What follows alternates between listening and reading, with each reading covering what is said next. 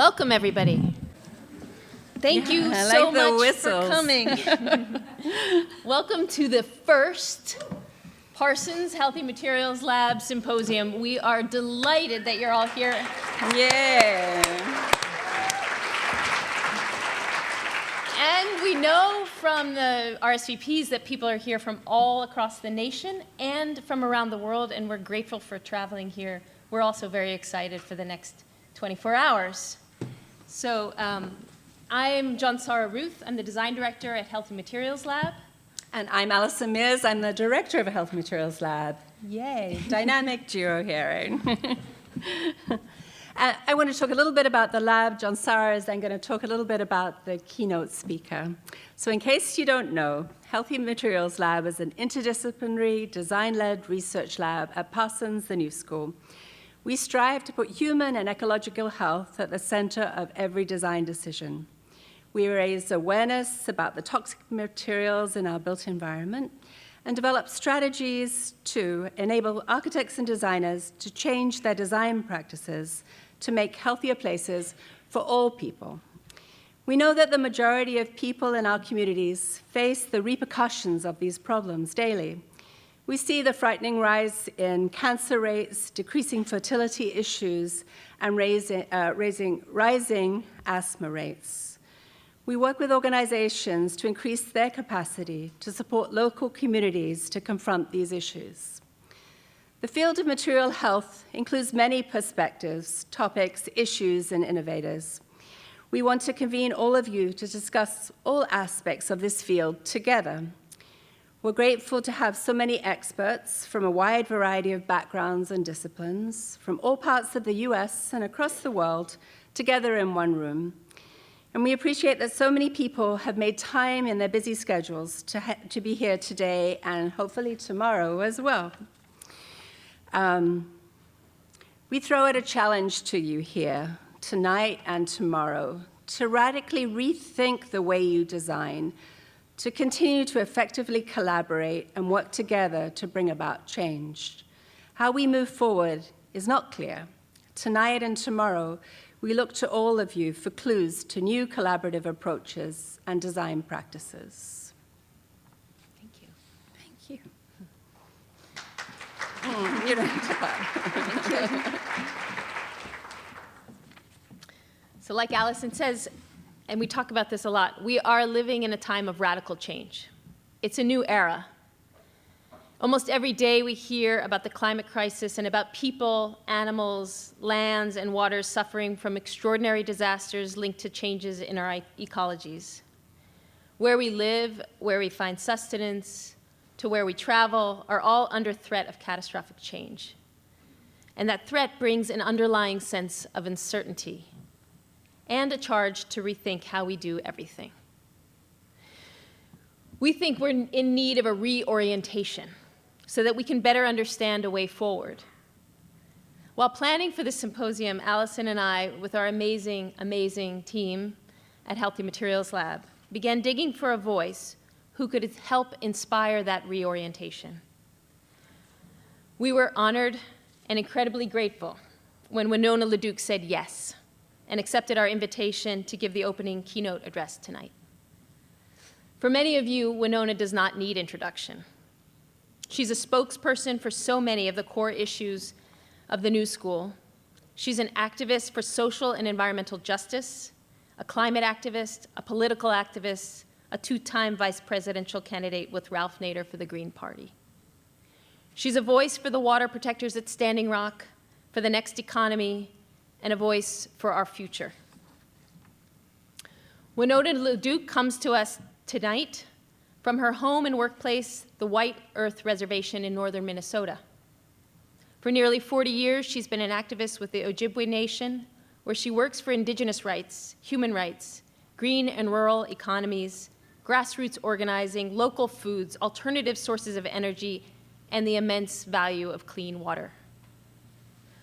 Winona was trained as an economist at Harvard University and earned a master's degree in community and economic development at Antioch University. She's currently the executive director of the group Honor the Earth, a nonprofit organization founded to raise awareness and financial support for Indigenous environmental justice.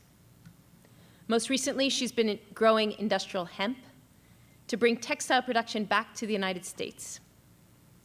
And, like us, she's a big advocate for hempcrete, the building material of the past and for the future. She's a writer, a spokesperson, and an inspired champion for equity, reducing carbon, for new economies, for clean air, clean water, and clean food, and for entirely regenerative ecosystems. And as she says, Indigenous people have a lot of experience with sustainability. Enormous thanks to you, Winona, for making time to come here tonight to ignite the fire for our symposium and to make healthier futures for everybody. Please join me in welcoming Winona LaDuke.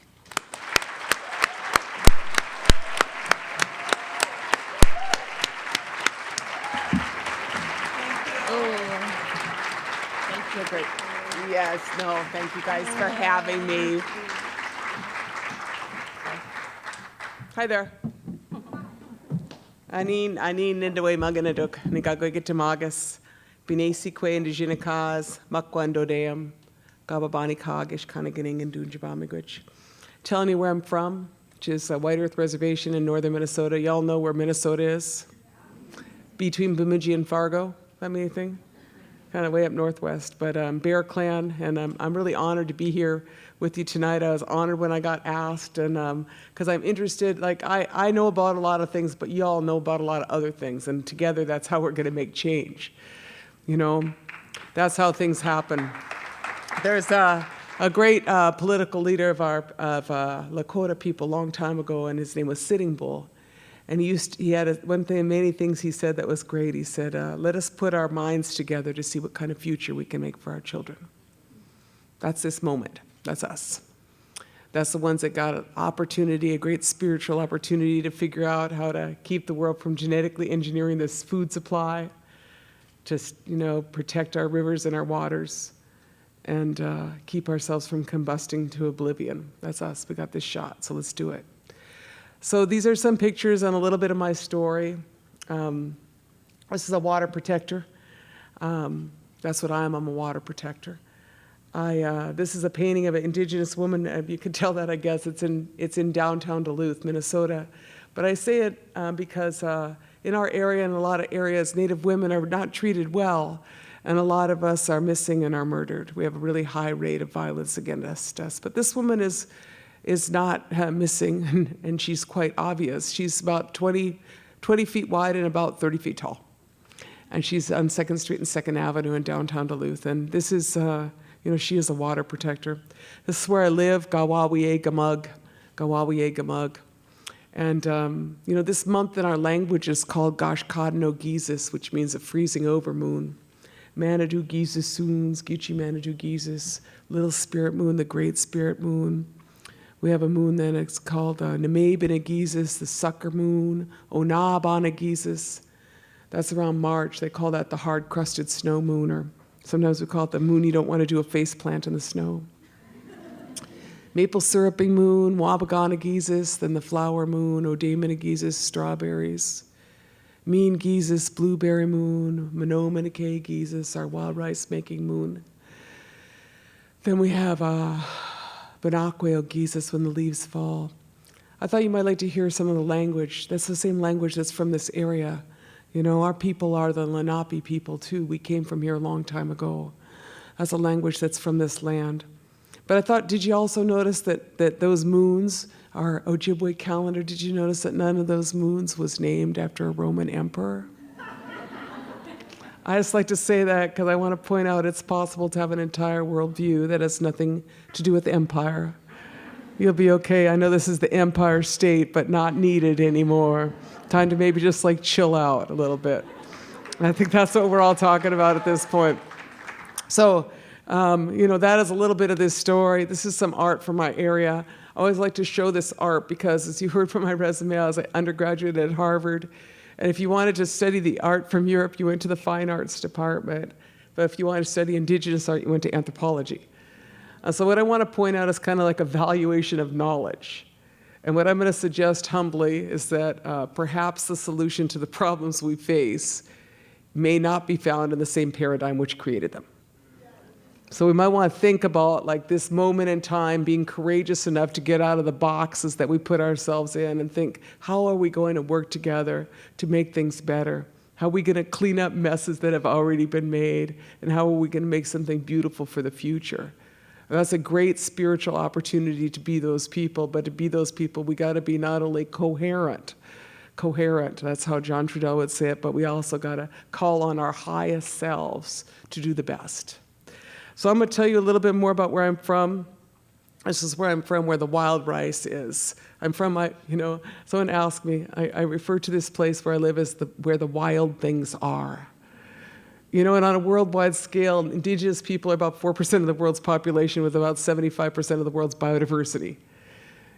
That's us. We're the ones who live where the wild things are, and we just want to keep it that way. Which is kind of what we need to do if we're going to take care of our Mother Earth. You got to just leave some things the way the Creator intended for them to be. You got to leave the wild things where they're supposed to be. This is wild rice, manoman, our most sacred food. We are instructed to go to this place from the East Coast. We followed a shell which appeared in the sky to the place where the food grows upon the water. Those are some serious instructions. And that took us here to this wild rice. It's the only place in the world it grows, is our sacred manoman, and that's what a sustainable economy looks like. You harvest on that lake, as we have. This is the Thompsons. This is Todd and his father. And our people harvested on that same lake for about 8,000 years. 2 sticks in a canoe, wild rice, manoman. So I point that out because that's what a sustainable economy looks like. And that's where we live. And where I live, there's like bears and wolves and badgers and porcupines and beavers and otters and butterflies and frogs. I live where the wild things are, sturgeon. That's a magical place, and that's the story of this place. So, I was asked to kind of give a little bit of thinking about this. So I call this is what I call making America great again. 8,000 varieties of corn. That's when America was great. Tremendous agrobiodiversity. In the Western Hemisphere, that is where corn came from. So I just want to point out that we weren't just like slacking over here until somebody came over. These corn varieties were developed by indigenous people, and we're all wonderfully clever, particularly if we're at this conference, but some days I'm like, I don't know about humans. I'm sure some of you have the same feelings some days. Like, we certainly do botch things up, right? That's what we do. But, when I look at corn, then I'm like, oh, but there's corn. We did a good thing there. And I just point that out because corn doesn't exist in nature. It's teosinte, and then it's adapted, and these 8,000 varieties are made by love between, the person caring for their corn to make these more beautiful things. And the people who did that was indigenous women. That's who did most of that agrobiodiversity, creating those varieties, because we're the ones who harvest, we're the ones who cook it, and we're the ones who store it. So you want to know who should be in charge of saving seeds? That's us, right? But I point that out because this is the land of people in white lab coats, and I want to point out that none of those varieties was developed by Monsanto or Syngenta, right? And so that's when America was great. America was great when there was tremendous agrobiodiversity. America was great when there was tremendous biodiversity. Single largest migratory herd in the world was the buffalo herd. 50 million buffalo. That's when America was great. America was great when passenger pigeons darkened the skies and when you could drink the water from every river and creek and the sturgeon were in every northern lake. That's when America was great. So it's really important that we remember that. Remember that. Don't change that narrative. And then also, a lot of Americans suffer from what, I think it's historic amnesia. It has a lot to do with transience, has a lot to do with America's culture. But, you don't want to have historic amnesia and you don't want to have ecological amnesia. Though you forget that those beautiful things were there. We want to remember and we want to do our part to protect them or to bring them back. That's what we've done in our community. We've done a lot of work to bring back those things or to just make sure they're good. But you know, it is this juxtaposition, because in the same area where there was once 50 million buffalo, there are today 28 million cattle. And those cattle require an entire fossil fuels economy to support them. And so what I want to point out is, in a time of climate change, in a time of ecological challenges, you might want to think of what animals are where. You know, because those buffalo lived on prairie grass, and the prairie grass, you know, go about 8 feet tall and 8 feet under, you know. Biodiversity is about life. And so as we think of where we are and what we're going to do, you know, remember that difference, the 28 million and the 50 million. You know, you might want to hang with something that knows how to hang out in a pre-petroleum and a post-petroleum era, because that's where we need to be. So, you know, that is our story, and then this is the story that we are living in. You know, this conflict between these two worldviews, I refer to this as Wendigo economics. Wendigo economics, as you heard, I spent a lot of time in economics at Harvard. But you know, as I look at the world, you know, there's different ways to put this, but there's an indigenous economy or a land-based economy which reaffirms relationship to place, is based on cyclical understanding, is based on a reciprocity and a gratitude that you take only what you need and you leave the rest. And that if you are going to ensure that you can harvest in the years ahead, you will care well for your soil. You will care well for that which is there. And then there is a different economy which is based on taking without respect, is based on aggrandizing wealth and continuing to build and amass more, and having no regard for the land or the people who live there. And that's kind of this American economy that we have.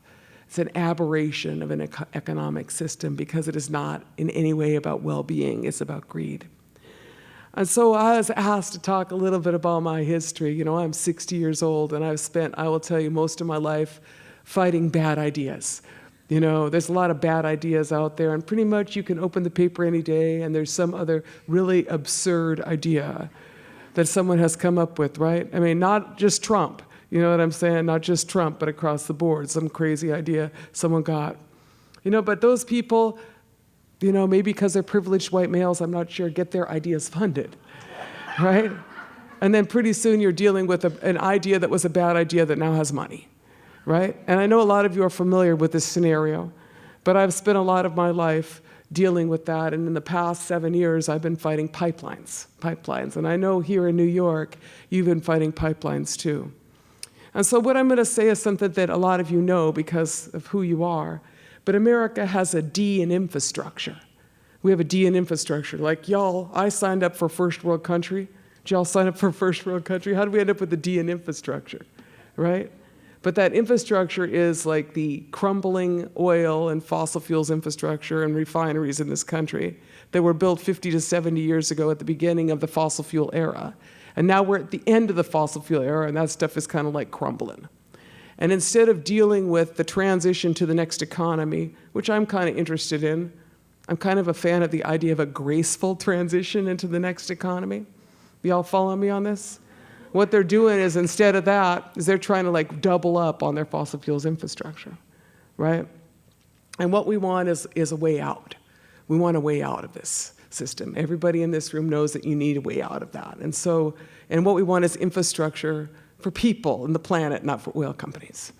You know, that's the basics of it. You know, so for 7 years, I've been fighting pipelines that come in my area. And those pipelines were proposed by a corporation called Enbridge, third largest corporation in Canada. Just bought Spectre. They're out here. You know, they're pretty much in the middle of the pipeline. They're the largest pipeline company in North America. And what they wanted to do is put a 640,000 barrel a day pipeline across that wild rice lake that you saw those guys on. And we didn't know much about pipelines. We don't have any oil. And we didn't really know much about this. And then all of a sudden we said, no, that's a really bad idea. And so we fought them. We built a multiracial alliance in Minnesota of water protectors, of people who lived on lakeshore homes, of people who, you know, just didn't want oil in a place where there's 10,000 lakes, right? And we fought and we built this multiracial alliance to fight this project called the Sandpiper. And after 3 years of fighting them, being in every regulatory hearing, having prayers and ceremonies with our bodies and our horses, and doing pretty much everything you can in civil society to make things right. You know, the Friends of the Headwaters, a group of citizens down the road from my house, they filed a lawsuit requiring an environmental impact statement. You know these terms, right? Environmental impact statement on this proposed pipeline, telling the state they should require one. You know, and I'm probably with you, like, I feel like I'd like the system to work. You know, I feel like you shouldn't have to file a lawsuit to make your state do an environmental impact statement on a 640,000 barrel per day pipeline. It seems like common sense.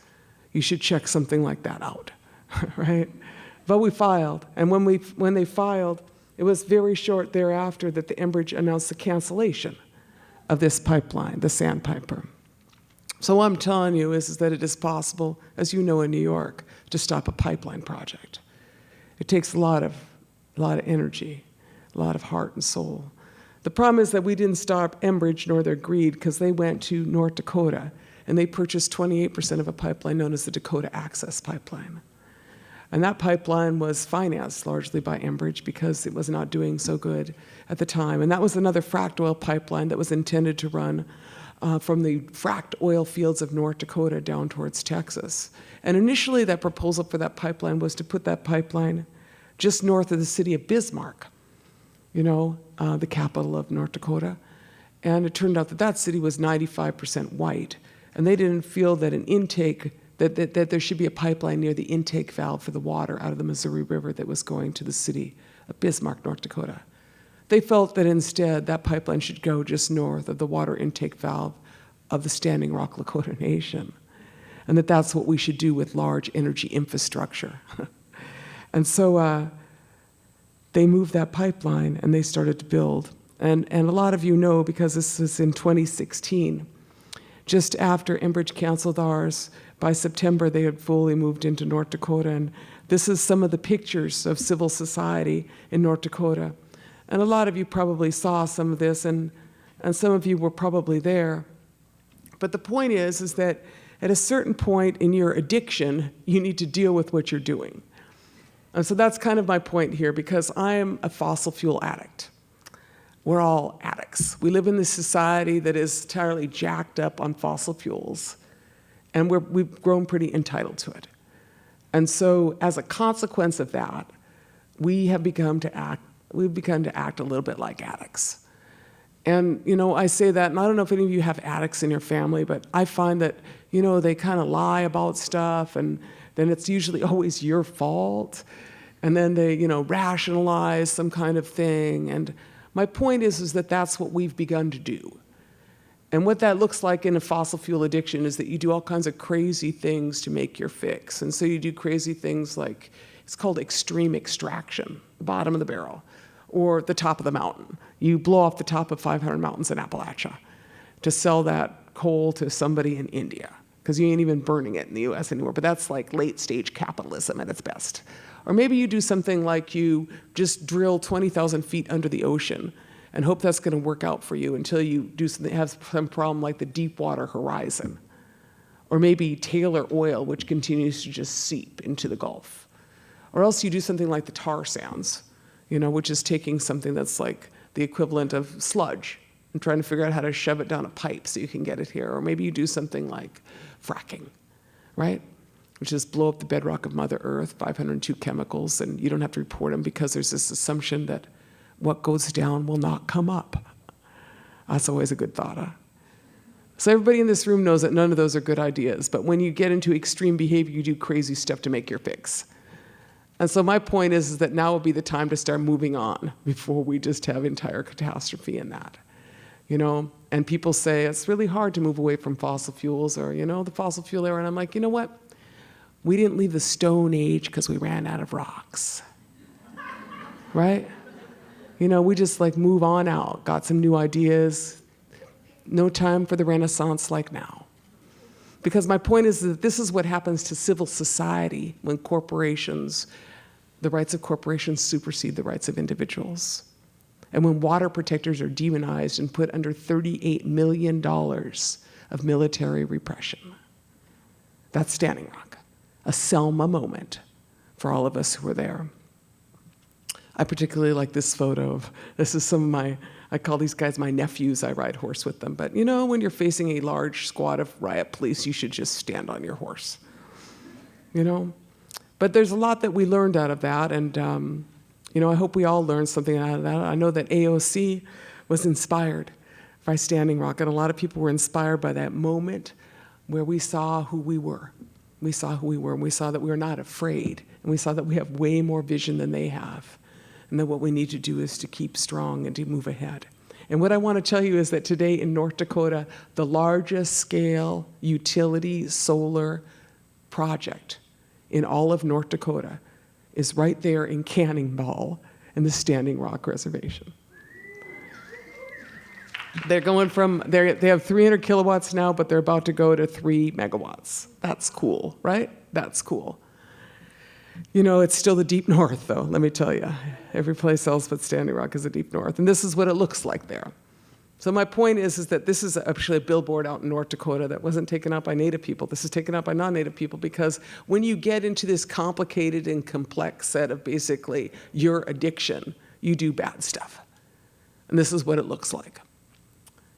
And then this is what it looks like on my reservation. This is the proposed Line 3. We defeated the Enbridge Sandpiper, 640,000 barrel a day, and now we are facing Line 3, the single largest tar sands pipeline. 915,000 barrels a day of oil that they want to send barreling through. And you know what the thing is that if they get it through Minnesota, that's the only place they do not have the permission to go ahead. That's because of 7 years of battling on that one. But if they, you know, what we are stopping is all that oil that would go to the Straits of Mackinac and that precarious little under the bridge gig. All that oil that would go through Kalamazoo, that's the oil we're stopping. And pretty much you don't want any more tar sands oil out there. It's the dirtiest oil in the world, $82 a barrel, and no pipeline. And this is kind of the last of the bummer part of my speech, but this is what I deal with, right? So just to say, 5 years ago, there was 5 tar sands pipelines, because Alberta is trying as hard as it can to get its landlocked oil at $82 a barrel as compared to $43 a barrel down in the Permian Basin. Just to give you a sense, so it's the dirtiest oil in the world, and it's the most expensive oil in the world. And Canada just needs a way out, and they don't have one. That's what we're dealing with here. And so what you got is these 5 pipeline proposals that were here 5 years ago. The first one is called Energy East. That's a long dotted line. That never received approval by the National Energy Board. The purple one is called the Northern Gateway. That was an Enbridge proposal that never received permission by the National Energy Board. That other one was TransCanada. This blue one here is called the Kinder Morgan Pipeline, Trans Mountain Pipeline. It is now known as Trudeau West, because that pipeline, receiving no support by the province of British Columbia, embroiled in litigation. The company, Kinder Morgan, a Texas company, said, you know, we don't really know if we want to do this after Standing Rock. They saw what had happened there. So we don't really know if we want to do this, Canada. We might just bail. And so Canada, Premier Trudeau, that guy up north, he bought that pipeline. He bought that pipeline for about $4.8 billion. That company made a really good bunch of money on it. And then what happened is that the day after Premier Trudeau purchased this pipeline in a desperate effort to get his tar sands oil to market, the day after that, the Canadian Court of Appeals, Federal Court of Appeals in British Columbia, ruled that all permits were null and void on that pipeline because they did not have the consent of the First Nations. So what do you do with a $4.8 billion pipeline without any permits, right? You try to figure out how to sell it to somebody. And so he's in a little bit of a scramble up there, doing a lot of really nefarious stuff, trying to sell that pipeline. 2 pipelines left, basically. The purple and yellow one is Keystone, the embattled Keystone that had the 383,000-gallon leak about 3 weeks ago. Brand new pipe, almost 10 years old. They're trying to make that one bigger, and they're trying to complete some of this second run that would go through this purple run. And then the green is the pipeline that we are facing, Line 3. So I'm telling you this because the reason that I'm here talking to you about hemp is because of all this. Because I want to answer to the problems that we are facing. Now, this is who I work for. This is my community. This is what it looks like in Duluth right now. This is what it looks like, in the North Country. And so as a water protector, as a woman who lives in the North, if we are not successful in stopping this pipeline in the regulatory process and in the divestment movement, it's a battle between their tenacity and ours. And the reason I know that is because the Koch brothers were the largest owners of tar sands assets until about 2 months ago. And then the Koch brothers sold all their tar sands assets. And nobody would buy them but a Canadian corporation. And so what I'm saying is it's kind of the end of the deal. It's the end of the gig when the Koch brothers sell it. Y'all follow me on this? And then a week after they sold all of that tar sand stuff at a tremendous loss, David Koch took a ride and passed on. Rest in peace. Remember that? My little theory was he might have choked on greed. Anyway, rest in peace, buddy. So having said that, what I'm saying is that if we can't stop them and they keep pushing ahead, they're pushing hard on us now. They are full of hate and fear in the North. If they are able to somehow get through all of Minnesota and begin to construct that pipeline, we will be there by the tens of thousands, and we ask you to come join us. And you know what? If you miss Standing Rock, you're going to want to come to Minnesota. And the other thing is that Minnesota is very good for camping in the summer. 2020, camp in Minnesota. Just put that on your date book, okay? Anyway, so I'm here because I want a way out of this conundrum. In our prophecies as Anishinaabe people, long time ago, we were told that we would come to a point in our lives as Anishinaabe people where we would be faced with a path with a fork in it. There'd be two paths ahead. And they call this the time of the seventh fire. And in the time of the seventh fire, which is the time that we are in now, we are told that we would have a choice between two paths. And one path, they said, would be well-worn, but it would be scorched. And the other path would not be well-worn, and it would be green. And it would be our choice upon which path to embark. So I'm pretty sure that that's not just for us. I'm pretty sure that this moment in time is this moment where we must take the initiative and have the courage to make that which is beautiful, to make that green path which is beautiful, which is about life, and which is about our future generations, whether they have wings or fins or roots or paws. So that is this moment, and this is this project. So I have been a hemp farmer for 4 years. I spend much of my time, as you heard, fighting dysfunctional ideas. But, I am also a farmer, and for many years I have grown traditional varieties of corn, beans, squash, potatoes, and tobacco. I'm a heritage farmer. And about 4 years ago, I decided that I wanted to grow hemp. And so my interest is in fiber hemp. And I have a state of Minnesota permit for fiber hemp. And the reason I wanted to grow hemp is largely because of the material economy facets of this magical plant. There was a Kentucky farmer in the film Misunderstood by Patagonia. And the Kentucky farmer, I can't remember the brother's name, but he said, at a certain point in time, we had a choice between a hydrocarbon economy and a carbohydrate economy. We had a choice between a hydrocarbon economy and a carbohydrate economy. And we took the wrong choice. And so what I want to do is to talk about how we are going to build a post-petroleum economy. And that has to be built with something like hemp. And in saying that, every facet of that which is the hydrocarbon economy is particularly problematic. There's really no escape from it. And so I am particularly interested in fiber hemp for textiles.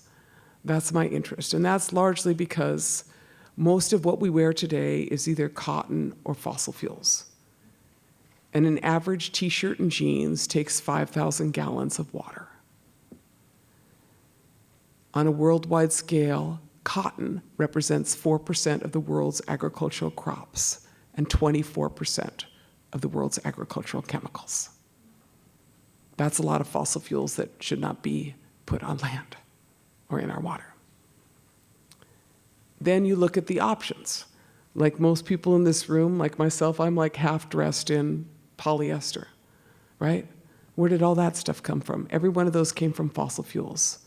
Every one of them is toxic in its production method, and every one of them is toxic in its disintegration method. That's where you get the microfibers that show up in all of our water. And so what it is incumbent upon us to do is to move towards natural textiles. Now, it turns out that hemp is one of the best facets, opportunities for this. And so this is a little bit about fiber. The bast fiber is what I'm interested in. The inside, the hurd is what they do most of the hempcrete with. But it is a plant that they say there are 50,000 uses for it. But at its most simple, let us just say this. The word canvas comes from cannabis. And so that has a pretty profound set of opportunities in the materials economy. And that's my interest. Of course, every rope, every sail, it was all hemp. It was all hemp. And so the state of Minnesota used to have 11 hemp mills in it. We grew our clothes, we manufactured our own rope, and we, had an entire hemp economy. That was until the end of World War II, passage of the Marijuana Prohibition Act, when hemp was made illegal in this country. And so this country has suppressed hemp for that many years, for 70 years. And in that suppression, other countries have moved ahead. But we have no hemp industry in this country. And when I began growing 4 years ago, I began growing specifically for the intention of fiber hemp. With the passage of the Farm Bill this year, there is an entire, growing everywhere on hemp. But not as many people are looking at fiber. And that is, I grow CBDs too. You'll see these pictures of them. But, CBDs and marijuana, they're awesome. But I'll tell you what, fiber is going to change the world. The materials economy is what you got to tackle. But also what I'm going to say is something which is you don't want to tackle a materials economy which is as wasteful as the materials economy we have now. There's no point of making a bunch of single-use hemp items when you need to remove single-use products from your materials economy. Those are the things that we need to look at. I don't want to be in the business of making a bunch of straws, right? I don't want to be in the business of making things, what are those things called? Keurigs, right? You know what I'm talking about? Those little cups for coffee? Like, you see what I'm saying? Is we need to be a little bit more mindful on what we produce. Not every plastic doll that comes out of China should be replaced with a hemp doll. Maybe we just need a little less stuff. Okay, so this is our story. This is our crop from last year. This is some of my family. The ladies were asking about these are my son. The guy in the blue is my biological son. This is a nephew. Then I got an adopted son. That's my partner, Don. He's a smart guy. And this is Ron, one of my other partners who grows with me. This is on a tribal hemp field in northern Minnesota. The varieties that are grown here are European hemp varieties that were procured by the White Earth tribe. And they were grown on a tribal hemp field. And I had the state hemp permit, and last year I took over their field. And then this year, this is a little later in the season, but this is this year's crop. The hemp is to the left. And this is on Winona's Hemp and Heritage Farm, a farm that I purchased with a Kickstarter about 2 years ago so we could start to begin investigating the hemp economy. And what I want to say, so this is what it looks like when it's in the field and when it's initially getting cut. And then this is a little bit of my local architecture. This is hemp CBD varieties. These are the girls, I refer to them. These are all females. It's males and females in the hemp field itself. There's a lot of sex going on in that field that you just saw me. These are all girls, and I grow these at the hemp farm as well. I asked the USDA for a greenhouse that they gave to the white farmers in my area. I asked for a high tunnel, and they didn't give me one, so I made a wigwam. It's much nicer, actually. It's kind of liberating. So when the hemp economy was squashed in this country, we lost access to a lot of technology. And so when I began to work on figuring out what to do with our fiber hemp, I had to figure out first how to grow it. It likes dry feed, and it likes good nutrients.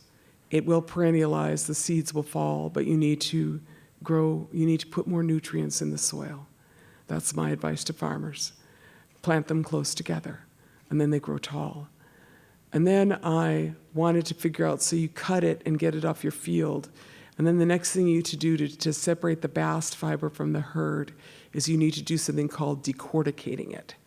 Decorticating. And so, because we didn't have any in the United States, this is the historic photos that you have of the hemp decorticating. And these are some of these. I don't know if this was the Winona hemp mills, but there was hemp mills in the town of Winona, Minnesota. And so this is historic hemp decorticating equipment. So my interest is, of course, in how you take, I have probably the same interest as a lot of you. What I want to do to determine is what is appropriate technology that can be scaled to the size to make canvas. 10,000 lakes in Minnesota. If we just did the boats of the lakes of Minnesota, y'all follow me on this? What I'm saying is that that's a lot of decorticating, and that's a lot of hemp. And you're not going to do it all by hand, and so you're going to need to mechanize it in some method. But so it's like a puzzle, trying to reconstruct an industry that was made disappear, and a lot of the patents, a lot of the information was made disappear.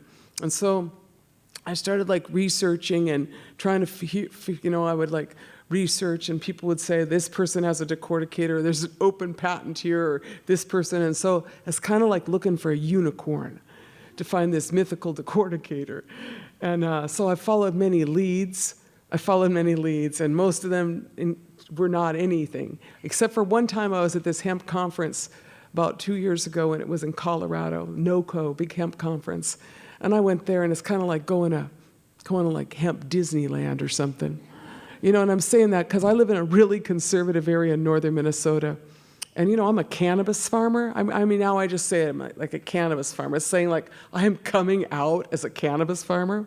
That's what it's like, because they'll say, oh, it's hemp.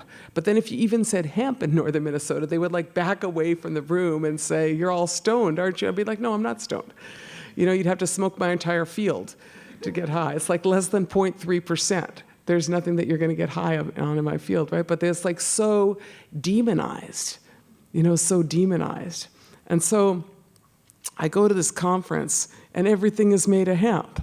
There's hemp drinks, hemp beer, hemp-infused coffee, hemp clothes, hemp pasta noodles. It's just hemp everywhere, soap, body products. I felt like it was what it's like Alice in Wonderland. That's what it's like, because you went down the rabbit hole, and all of a sudden you were in hemp world, And I come out of this conference, and there's this big machine there, and by Power Zone, and I'm looking at that machine, and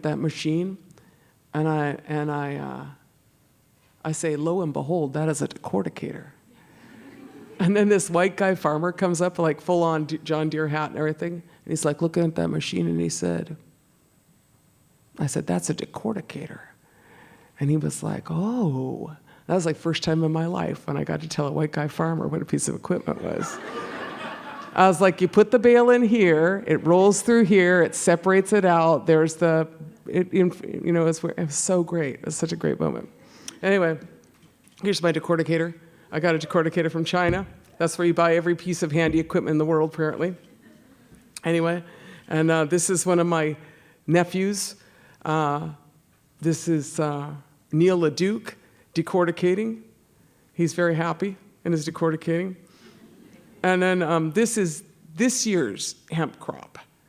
So that was last year's hemp crop. And so now what I'm trying to figure out is different decortication methods. And so I'm like putting this all out here for you to tell you everything I know, but I'm saying if people know about this, this is a super interesting thing that we need to work together on. Because if you're going to change the world, you got to work together, right? Okay, so this on the right, there's this really cool guy named Eric Nochi, whose wife is a Japanese weaver, and he produces hemp. Turns out hemp was banned in Japan after the war. Major industry banned, right? So this is artisan prepared hemp fiber from Minnesota varieties. So I went to interview this guy, super interesting guy. He takes it out of the field, and then this is our version of it on my wigwam in the wintertime. Nice, huh? The winter use of the wigwam. And then this is what you do. You boil it. You like, what's that word? It's not poach. You blanch it. You blanch it. Something like that, or a little bit more, and then that sets it. And then after you set it like that, then you can go to this is pre-decorticated, and we're going to hand decorticate this so it's artisan. But this is what our hemp fiber looks like when we get it all decorticated and degummed. And so what I'm trying to figure out is we got it that far, but we need to figure out how to scale it. Because that's really interesting, and I might make a shirt by 2022. Right? And that's not what we're doing here, right? All right. So we don't want to we're super interested in artisan, but we're more interested in it scaled, right? Artisan scaled. Now the questions that I am asking are the questions that you are asking at this conference. And those are questions of what is appropriate size? What is appropriate technology? How do you make sure that your carbon footprint is like non-existent, right? How do you do things well? How do you rebuild a circular economy? Those are the questions that we all have to ask in every facet of work that we are involved in now. And so that is what I'm trying to ask here. Is like, my reservation is very windy. Could I build what scale of hemp mill can I build that will be able to be powered by renewable energy? That's my question. You know, I've got class 4 wind, I have solar, you know, maybe it only runs, you know, not all the, I don't know. Like, those are the kind of questions I'm looking at. And then I could also just run it on hemp oil, right? Because that's what Henry Ford did. And this is a little bit more about hemp building materials, you know, some of the other pieces of the industry, because if you've got that much hemp, 75% of it is hemp hurd, 25% is fiber. So 75% of my plant that I'm not using to make textiles is going to be available for some other products. This is historic hemp harvesting, kind of scaled up. I believe that this is in New Zealand. This is similar. You know, so I'm interested in the questions of at what scale you need how much energy, and how you build an organic hemp textile industry in this country, how you rebuild an organic hemp textile industry in this country. This is all Henry Ford talking about his car he made out of hemp. You can make anything out of hemp. And particularly, you know, in the comparison, you know, with cotton, it's got 3 times the tensile strength of cotton, and it doesn't require the agricultural chemicals. Similarly for trees, you know. Similarly for forest products. So I believe that hemp is essential to the next materials economy. And you could grow it all here. It needs to be North American. And then just to say, because we want to make, so I'm just going to show you. These are hemp. My hemp pants. These are my hemp pants from China, right? The fabric is from China. All the fabric is from China. But so I want to make this, which is short fiber. There's also long fiber. And long fiber is what you can make different things out of, but one of the things you make out of long fiber is rope. So I have some rope that my partner made me, which I didn't bring you tonight. But this is a rope making machine. After scouring the world for a rope making machine, I found a rope making machine in which country? China, that's right. Exactly, and this is my Chinese team. There's a woman named Smiles that we talk to quite frequently when we want to know about equipment. She said, oh, here I am. And this is some vintage milling equipment that in the idea of what I want to do, one day I would like to be able to turn my hemp fiber into a milled textile. And this is the equipment that I would feed the fiber that I have to figure out how to fully decorticate and degum into. Y'all follow me on this? So this is what they used to look like, the hemp mills in Minnesota. Pennsylvania also had a number of hemp mills. So it's like forensic research or forensic mystery trying to figure out how they did it, because the industry has been illegal. And so, we've looked in China, their scale is a lot larger, and I think that the chemical inputs are considered to be too harsh for anything I would consider appropriate. Then there's a question about the Eastern European milling industry, because Romania and the Czech Republic still continue to mill some hemp, and then they mill some in Turkey. And then Canada is a country that has an immense amount of hemp, but they don't mill it into textiles. And I live just south of Winnipeg. I'm between Winnipeg and Minneapolis, and so I'm interested in building a regional hemp industry that is indigenous, owned, and organic in the Northern Plains territory, where there are people like me and my tribe that have thousands of acres of land and could do well to produce such a diverse crop that could give you food, it could give you fuel, and it could give you textiles. So that combination to me seems to be the best for my region as we build the next economy. This is who I learned it from. We call him the Hemper. Alex Whiteplume, Lakota hemp farmer. His entire crop was seized by the DEA, and who arrested him and took his crop. Banned from growing hemp, but if you can see this picture, you can see I'm in his yard, which is entirely full of hemp. Because when the DEA seized his crop, they shook it on the way out. And so he lives in the middle of a hemp forest. This is my village, and I just show this because I live, on the edge of my community, and they have housing projects, and we just started painting our housing projects. But the work that I'm describing, is the work of this green path, and is the work where we light the eighth fire, the one that is beautiful, and we learn how to live together again, in a beautiful way, and have this moment. So I want to thank you very much for your time and the honor of being here with you, and wish you the best for your conference. Thank you.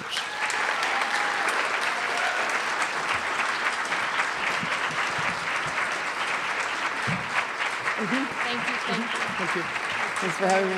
Awesome. Thank you, Winona. Thanks for being our fire starter here.